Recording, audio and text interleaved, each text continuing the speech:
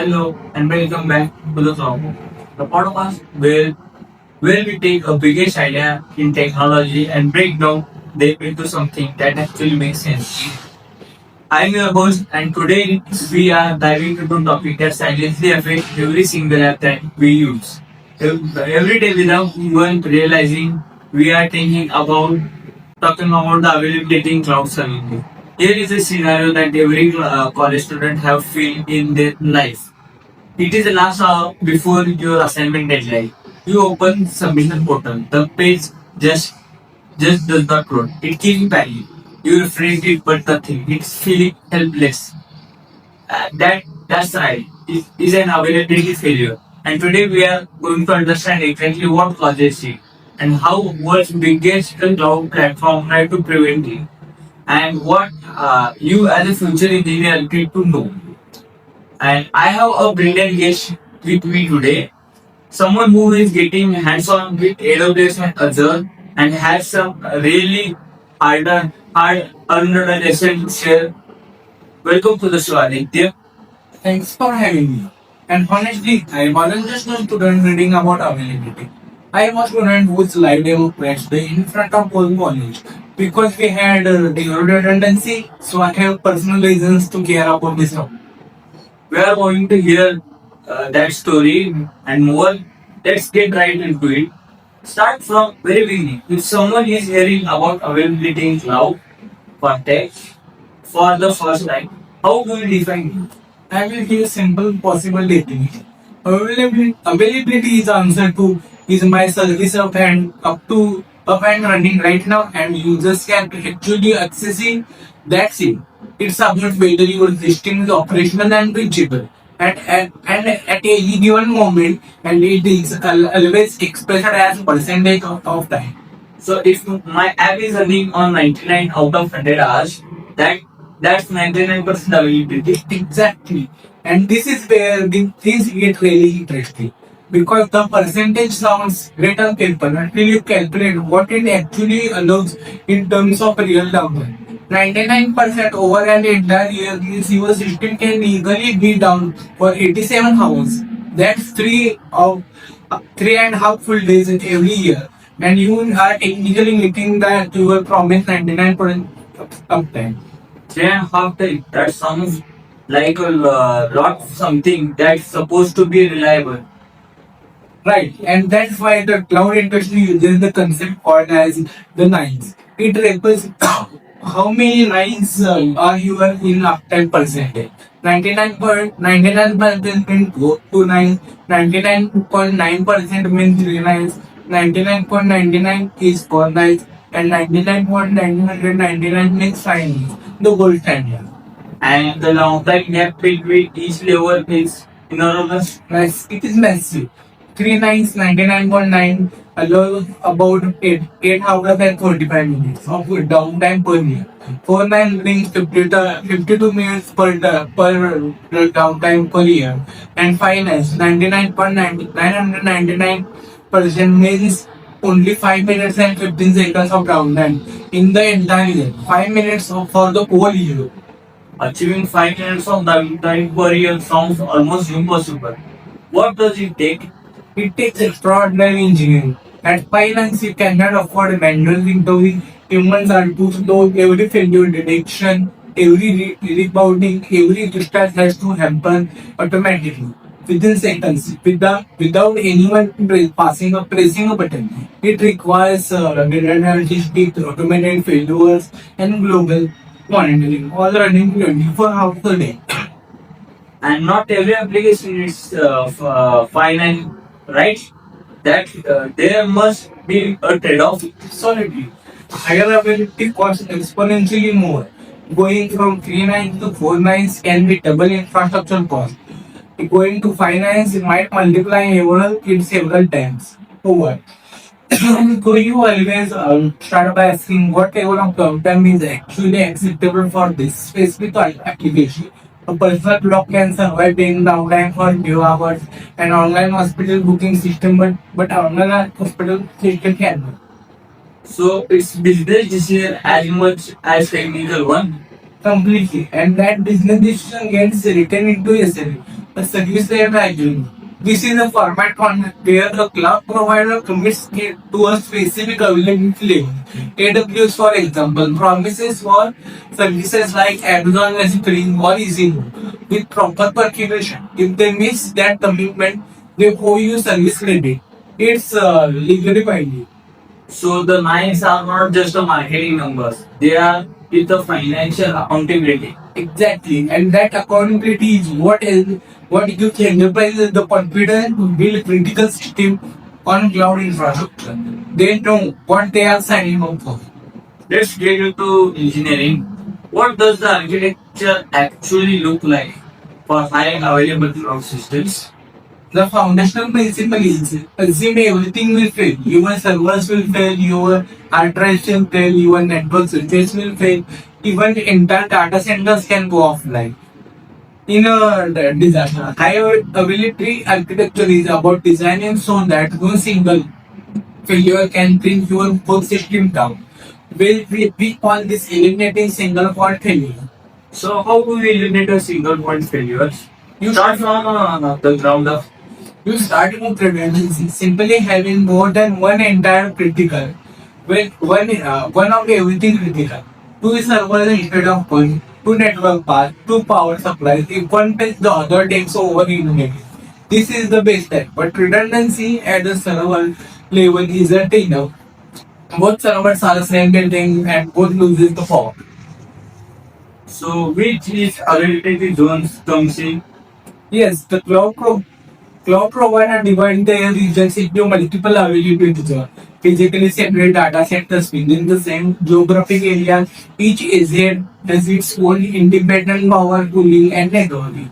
AWS Mumbai region, for example, has three AZs.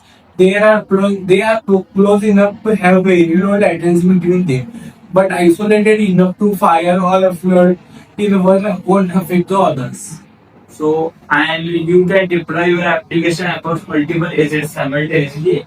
This is also called as multi-agent deployment, and it's standard for any production application.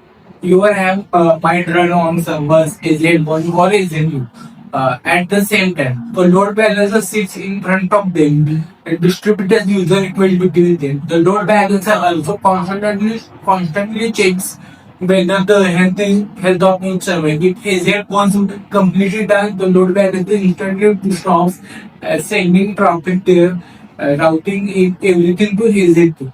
Users might feel a split second income, but the app stays up. So what about database? Because if my app is on two assets, but my database is only one, I still have a problem. It is I've been considering this as one of the most beginner mistakes. Your database needs to be highly available too. Managed services like Amazon RDS offer multi-AZ, where your primary database in AZ is one, being continuously replicated to standby agent 2. If the primary one fails, AWS automatically promotes the standby to primary. This failover happens in under 60 seconds. In modern setups, your application reconnects and keep running.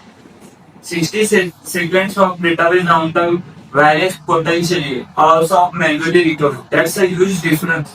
It is enormous. And alongside that, you have read replicas, additional copies of your database and that serve read-only queries. This reduces load on your primary and adds another layer of resilience. So now what about failure caused not by hardware but by sudden traffic spike, like when someone thousands of users hit your application at same moment. That's where autoscaling solves the problem. You define the rule. When CPU goes about 70%, automatically add two more servers. The cloud platform spins up new instances within minutes, distributes load across them, and when the spike scales back down without auto scaling, your choices are over provision and provisioning or under provision and trash when the traffic subjects. Every college portal at the end of semester is a perfect example of this going wrong. Every single section, the portal find all years and 10,000 students try to submit assignment on the live day and it collapses. A proper auto scaling setup would handle it gracefully. It takes buying, scale up, absorb the load, and scale back down when it is over. So, and finally, CDMs and how they contribute to the availability. A content delivery networks like AWS, CloudFront, or Cloudflare has servers for the same location distributed all over the world. When you access a website, instead of your request traveling to original server, which might be Singapore or US, it goes to content nearest edge location, maybe in Mumbai or Hyderabad, which has catch a copy of the content. This drastically reduces latency, reduces load on the original server, and also adds a layer of availability. If your original server have issues, the CDN can also often serve cache or content while the problem is being fixed. So, full feature is redundancy. At every level, multi-area deployment, load balance, health checks, database failure over, auto scaling for traffic spike, and CDNs for global delivery. All these layers working together. Each layer handles a different failure scenario. Together they cover hardware failure, software crashing, traffic overload, natural disaster, and network issues. It's multiple safety nets stacked under your system. This is great. But let's talk about the real failure. What a famous cloud outage that every student should know about. The AWS US East One outage in December 2011. It is essential knowledge. This configuration during your routine network triggered a cascade of failures that took down or degraded a massive portion of AWS services. The impact was enormous. Netflix, Reddit, Coinbase, Disney Plus, Tag, Slack, many major services reported issues because they are all dependent heavily on only one region. Even AWS, the company that literally sells reliability, have major outage. No system has immunity. And that's the lesson. The question isn't if your system will fail, it's when what matters is how fast you recover and how much you use. That's exactly what RTO and RPO manage. What was to those who RTO means recovery time objective is the maximum acceptable time to a system can be down after a failure. And if your RTO is 1 hour, you must be back online within the 1 hour of any disaster. RTO means recovery point objective is the maximum acceptable data loss measured in the time. If your RPO is 15 minutes, you need backup every 15 minutes so that the worst case you only lose 15 minutes of data. and different application need completely different value. Yes, dramatically different. A social media platform might tolerate an RTO of 4 hours and RTO of 24 hours, using a few words of painful but not catastrophic. A payment processing system needs RTO of seconds and RTO of near zero. A single source transaction is unacceptable. Your architecture must be designed to actually meet these targets, not just to guess at daily. How do you know when something is going wrong before the user started calling? Proactive monitoring is everything. Tools like AWS, CloudWatch continuously track matrices across all your services. CPU, memory, error rates, response time, network traffic, you set alarms. If error rate crosses 1%, the on-call engineer will process 5% trigger and automated response. The goal to detect and resolve issues before users even notice something is wrong. And some systems can fix themselves. The self-reliant system is modern cloud architecture use automation automatically. You start build services, read out traffic away from unrelated instances, and scale up capacity. When demand spikes, all without any human intervention. The engineer wakes up in the morning, checks the logs, and sees there was an issue at 3 a.m. and the system already handled it. So let's go with something super practical for every student listening. What are the most important things to actually understand cloud availability, not just hear about it? Three things. Number one is get hands-on with free tier, free AWS free tier, Google Cloud free tier, Azure free account. All will give you account to enough to deploy data acquisition for free. Create a virtual machine, put a load balancer. Then in front of it, set up a database with multi-agents. Watch your auto scaling alarm trigger. Reading about this versus actually doing it completely a different experience. Get your hands dirty on real infrastructure. What's number two?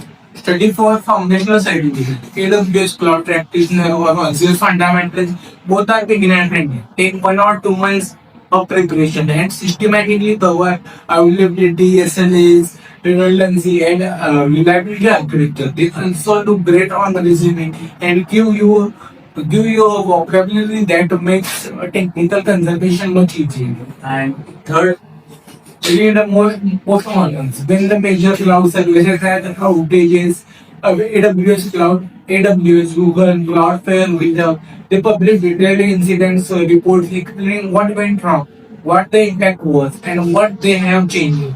There are some most educational documents in all software engineering. Reading 10 of them will give you more technical intuition about availability and than most university courses. deploy hands-on, get certified, read the post models. Those three habits build consistency will take over the further than most people in this field. And I have one mindset shift on top of all of that. Stop being designing for the happy part. Every time you build something, ask yourself what happens when the part fails, what the happens when 10 times the accepted traffic is the server. Build the answer to those questions and then design from the daily. So design for failure from the start, not just after thought. That's what the separate system that survive the real world from the system that only work in the daily. There are some famous theoretical concepts that comes in every distributed systems and cloud courses. The gap theorem. A lot of students hear about it, memorizes it for the exam, and never really understand it. Means in practice. Can you break down it? Yes, I promise it's simpler than it sounds. Stands for three properties that any distributed system might want. C means consistency, meaning every user always gets the most recent and accurate data. A means availability, meaning every request always gets a response, even during problems and P means partition tolerance, meaning the systems keeps working even when the network between some and bone lanes out. And theorem says you can only have two of these three at once. Right, and here is the key insight. Network partitions are not theoretical, and in any real-world distributed system running over actual network, partition happens. Packets get dropped, links go down, so partition tolerance is basically non-negotiable. You have a design for it, which means in practice, when a failure occurs, you are really choosing between C and A. Do you say, do you stay consistent or do you stay available? Give us a real example of system chooses consistency over availability. Any financial system, UPI, NFTs, banking databases, when you transfer money, the system absolutely cannot tell you transaction successful. If it is failed, it cannot show you a stale parent. Accuracy is everything. So if there is network issue and the system isn't sure the data is consistent across all nodes, it will return error rather than give you potentially wrong information. You might say transaction failed, please try again. That's the system prioritizing consistency or availability. So that's a wrap up today episode of Cloud Talk. If this helped you understand the cloud availability, share it with your study group, your classmates, your college batches, and this concept will show up in your exam, your internship, interviews, and your first job. Until next time, Keep learning, keep replying, and keep those server running. Thank you, Aditya. Thank you for the platform to everyone listening. Start small, stay consistent, break things in safe environments, and never stop asking what happened when it fails. That question will make you better engineer than anything else.